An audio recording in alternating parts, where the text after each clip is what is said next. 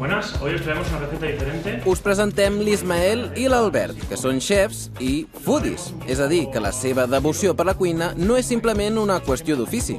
Foodies és el nom que reben els amants de la gastronomia, aficionats que basen el seu estil de vida en la bona cuina i que ho comparteixen a internet.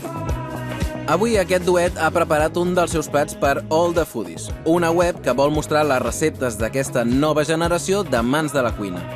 All the Foodies el que intenta és agrupar a tota la gent apassionada per la cuina i doncs, explicar les seves històries i al final actuar d'altaveu per tots ells i que puguin transmetre i ensenyar doncs, el que és l'estil de vida mediterrani. Al final el centre és la cuina i compartir-la amb els altres. Els seus vídeos ofereixen més que una recepta. Els foodies que les preparen també expliquen la història que s'amaga darrere de cada plat. Se aprende a conocer el cocinero, donde habla de sus pasiones y de la historia que está detrás del plato. Te va a hablar de una amistad que viene de la infancia, de un plato que le ha enseñado su abuela, o de algo que es una mezcla que es pura intuición.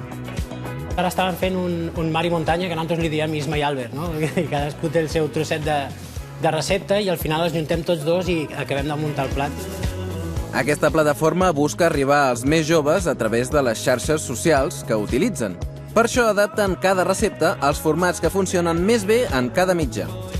Permite de dar a la audiencia el tipo de contenido que está esperando. Por ejemplo, yo abro el Instagram, es para ver un contenido que sea muy corto, intenso, que me da inmediatamente la información.